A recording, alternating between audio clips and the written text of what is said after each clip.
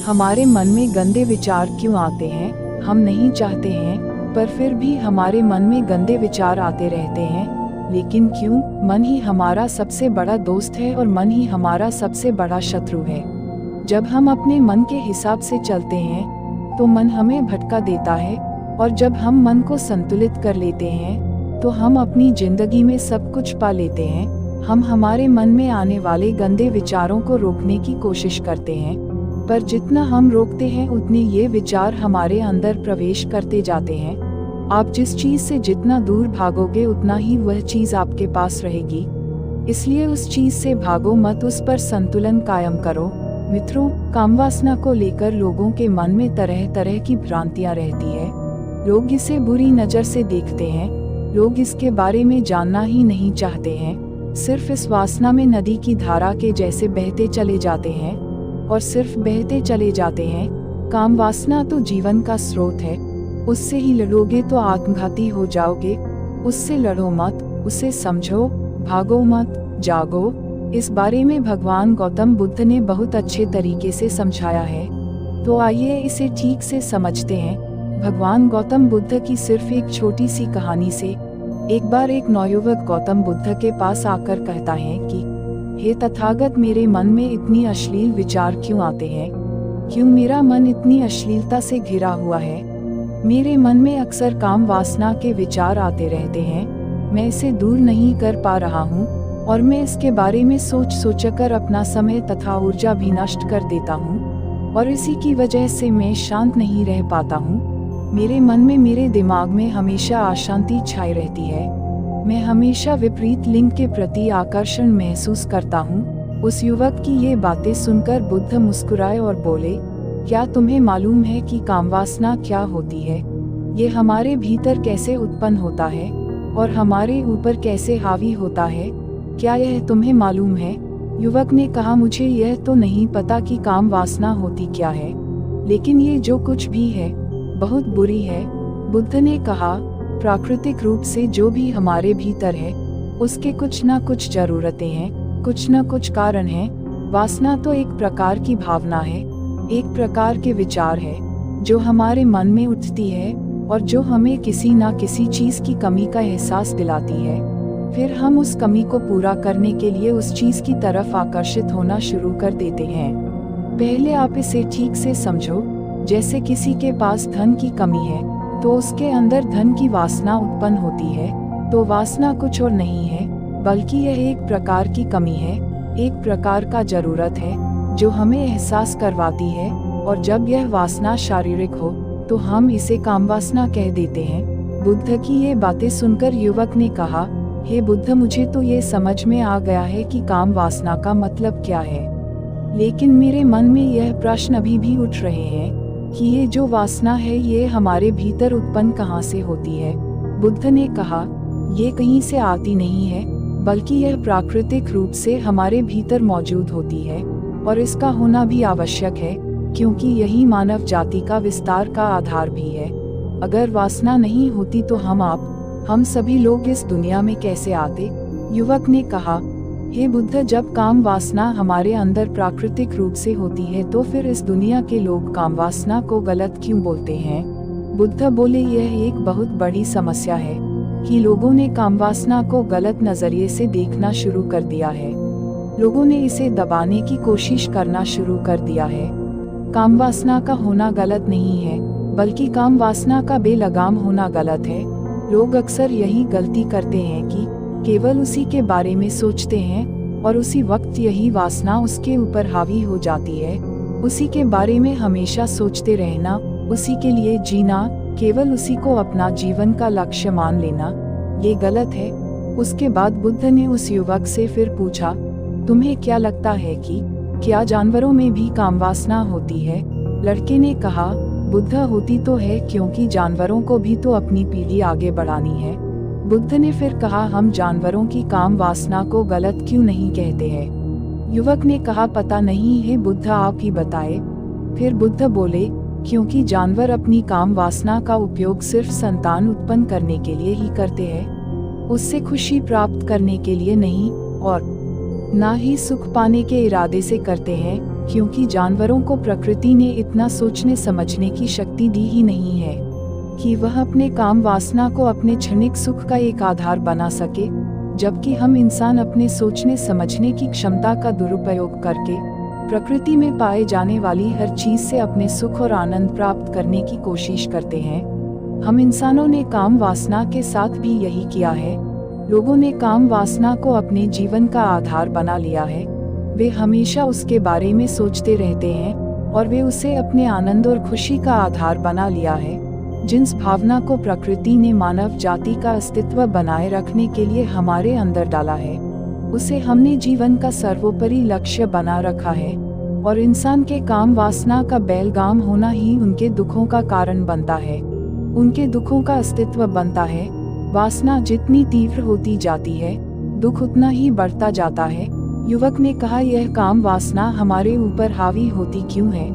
इसके बेलगाम होने का आखिर कारण क्या है?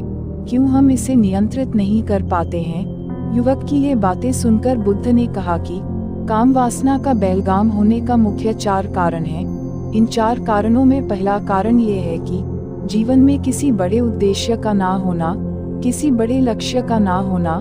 बुद्ध ने फिर उस लड़के से पूछा, क्या जब तुम किसी काम में व्यस्त होते हो तब भी तुम्हारे दिमाग में अश्लील विचार आते हैं? युवक ने कहा, नहीं भगवान, जब मैं किसी काम में व्यस्त रहता हूँ तब मेरे दिमाग में अश्लील विचार आते ही नहीं है। बुद्ध फिर बोले, हमारा दिमाग तो एक बार में सिर्फ एक ही चीज के बारे में सोच सकता है, इसलिए जब हमारे दिमाग में कोई दूसरा विचार चल रहे होंगे तो अश्लील विचार आएंगे ही नहीं। अगर हमारे जीवन में कोई दूसरा बड़ा लक्ष्य हो और हम उस लक्ष्य के प्रति पूरी तरह से समर्पित हैं, तो हमारे पास कभी भी इतना समय ही नहीं होगा कि हम इस फालतू के विचार के बारे में सोच सके। और अगर ऐसे विचार उठते भी होंगे तो हमारे दीर्घ लक्ष्य के प्रति इन फालतू के विचारों को आसानी से हमारे मन से अलग कर देंगे। लेकिन समाज की सबसे बड़ी समस्या यही है कि लोगों के पास दृढ़ लक्ष्य नहीं है, कोई बड़ी उद्देश्य नहीं है। काम वासना के बेलगाम होने का दूसरा कारण है कि समाज के द्वारा बिना सोचे समझे इसे गलत बताकर इसे दबाए जाने की कोशिश करना। लोगों की सबसे बड़ी समस्या है कि वे कामुकता को हमेशा से ही शक की नज़र से देखा है।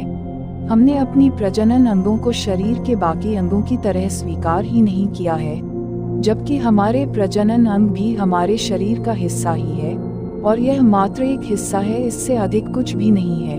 फिर गौतम बुद्ध ने इंसानों में कामुकता के हावी होने का तीसरा कारण बताया। उन्होंने बताया कि हमें अपने विचारों के प्रति, अपनी सोच के प्रति जागरूक न होना। हमारे मन में कैसे विचार चल रहे हैं, कैसी हमारा भावनाएं हैं, इस पर हम कभी भी ध्यान नहीं देते हैं, कभी भी इसे जानने की कोशिश नहीं करते हैं। हमारे मन में उठने वाले विचारों के बारे में एक अनोखी बात यह है कि जब भी हम किसी एक चीज के बारे में सोचते हैं तो हमारा मन उससे संबंधित और भी विचार हमारे सामने रखना शुरू कर देता है, और ऐसे ही हमारे मन में हजारों विचारों की एक श्रृंखला बन जाती है, जिस पर जीवन भर हम उसमें उलझ कर रह जाते हैं। और ठीक ऐसे ही असली विचारों के साथ होता है।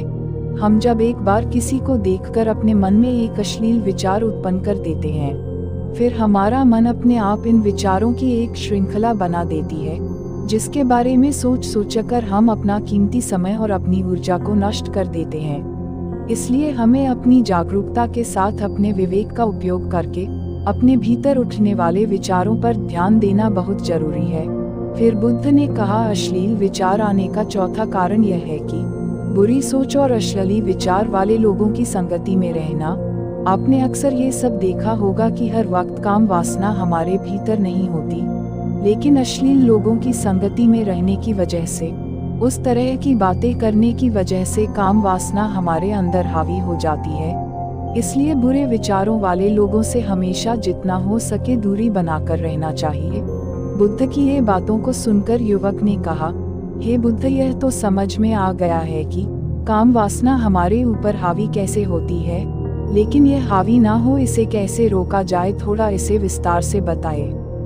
बुद्ध ने कहा, पहले तुम यह समझो कि काम वासना की ऊर्जा को रोका नहीं जा सकता, इसे सिर्फ बदला जा सकता है, और इस ऊर्जा को बदलने के 2 तरीके हैं। पहला प्रेम और दूसरा ध्यान। जब हम सच्चे प्रेम में होते हैं तो हमारे अंदर कामुक ऊर्जा हमारी खुशी और आनंद में रूपांतरित हो जाती है।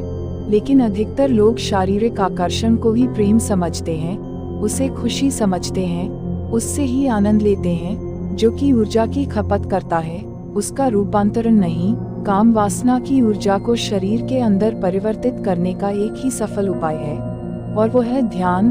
ध्यान के जरिए आप अपने भीतर स्थित आनंद को, या कहा जाए परमानंद के उस केंद्र में स्थापित हो जाते हैं, जिसके सामने दुनिया का हर भोग विलास फिंका लगने लगता है। ऐसा नहीं है कि आप ध्यान करने के बाद वो सब सोचने और करने में सक्षम नहीं रहते हैं, बल्कि आप उससे और भी ऊपर उठ जाते हैं। ये सब हरकतें आपको बहुत छोटी और सूक्ष्म लगने लगती है। युवक ने कहा, लेकिन हे तथागत, ध्यान की शुरुआत कहाँ से करें? बुद्ध ने कहा, सबसे पहले तुम एकांत में समय बिताना शुरू करो, क्योंकि जो इंसान जिसके साथ अधिक समय बिताता है, वह उसको सबसे ज्यादा समझने लगता है। जैसे तुम दोस्तों के साथ समय बिताते हो, तुम उसके बारे में ज्यादा सोचने लगोगे। ठीक उसी प्रकार जब तुम अकेले समय बिताते हो तो तुम अपने बारे में सोचोगे।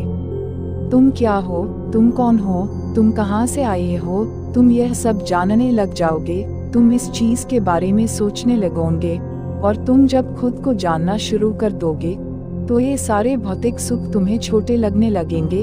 और फिर एक दिन ऐसा आएगा कि तुम्हारे चाहे बिना तुम्हारे दिमाग में किसी भी प्रकार के विचार नहीं उठेंगे। जब तुम चाहोगे तभी तुम्हारे दिमाग में विचार उठेंगे। तुम्हारे विचार सूक्ष्म होते जाएंगे, तुम्हारी भावनाएं सूक्ष्म होते जाएंगे, और तुम अपने विवेक का, अपने जागरूकता का पूरी तरह से इस्तेमाल कर पाओगे। मित्रों, आपने इस कहानी से क्या सीखा? आपके विचार क्या है? आपकी भावनाएं क्या है? एक कमेंट के माध्यम से जरूर बताएगा। क्या पता आपके एक कमेंट से किसी का जीवन बदल जाए। तो मिलते हैं किसी अगले कहानी में, तब तक के लिए अपना ख्याल रखें और हमें